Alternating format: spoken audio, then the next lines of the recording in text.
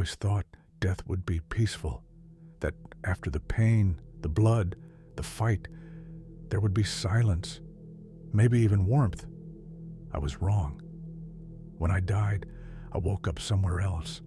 It wasn't heaven, it wasn't hell, it was a battlefield, but not the one I fell on.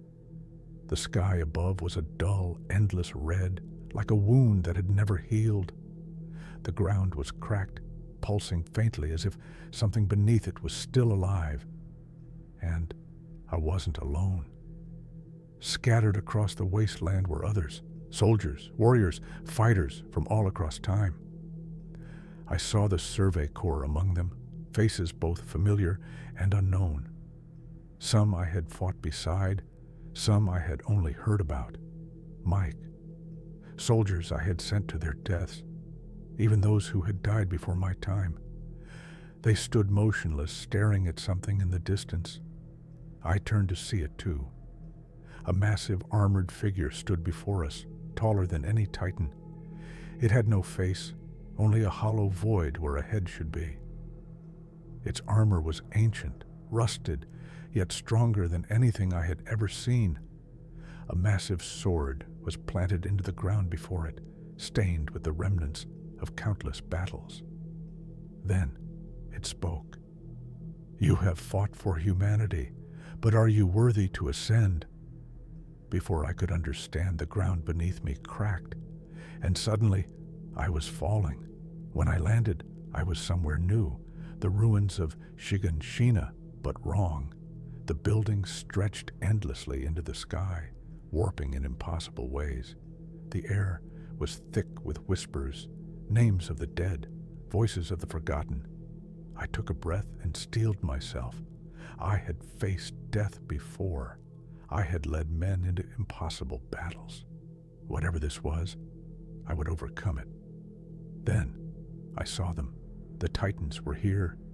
But they weren't the ones I knew. Their eyes were hollow pits of darkness, their mouths twisted too wide, their movements unnatural. They knew me, and they were hunting. A voice echoed in my mind. Reach the other side. Only the strong move forward. I ran. I fought. Every time I fell, I woke up again at the start. No wounds, no pain, just the knowledge that I had failed.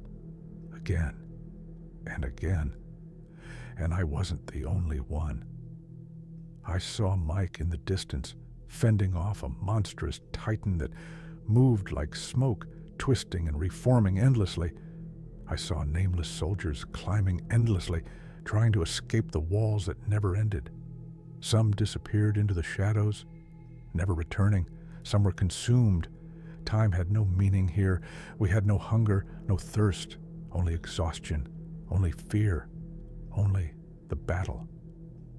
Until one day, I reached the end, and I saw the figure again. It looked down at me, sword still planted in the ground. And this time, I understood. This was the final battle. I wasn't fighting to live. I was fighting to leave. The battlefield changed again. I was no longer in Shiganshina. I was back in the charge, the day I died. The sun shone golden over the devastated field, the cries of my soldiers echoing around me. I saw them charging forward, screaming my name. But something was different.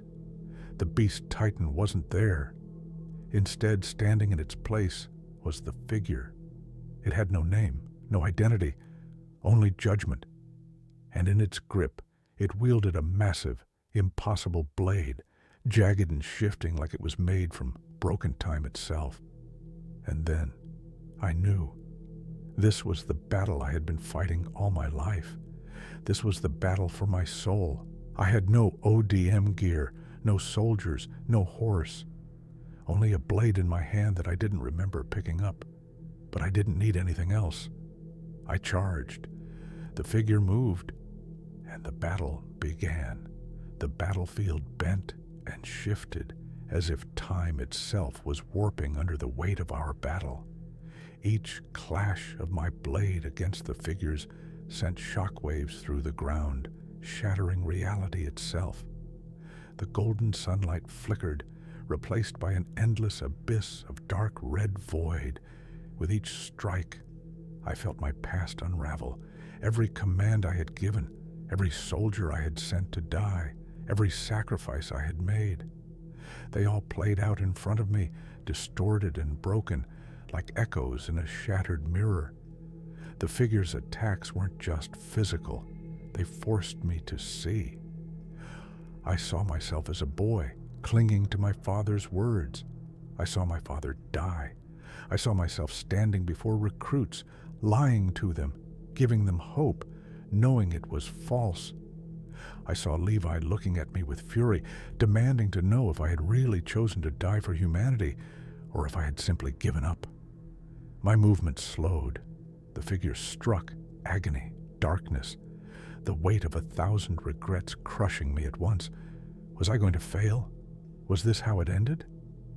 But then I heard them, my soldiers, not as they were when they died, as they were before, laughing, training, arguing over rations, making stupid bets about who could kill the most titans.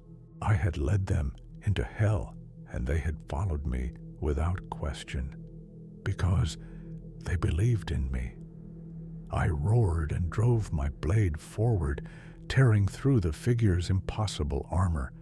It let out a soundless scream as the battlefield cracked apart beneath us. The red sky tore open, revealing something beyond. For the first time, there was light. I stood at the edge of something vast and unknowable. The battlefield was gone. The darkness was gone. Before me, stretching endlessly, was a golden horizon, and waiting there were my soldiers, not ghosts, not echoes, the real them. Mike, standing tall with his usual smirk, the nameless recruits, smiling like they had before the war took their joy. Soldiers I had lost, waiting, welcoming me home. And then I saw him, myself, the Erwin who had once dreamed of the world beyond the walls, the boy who still had hope. He nodded at me, his expression unreadable. Then he reached out a hand. Only those who keep moving forward reach paradise. I took a step forward, and then I knew. For those who fall in battle, there is no true death, only one last charge.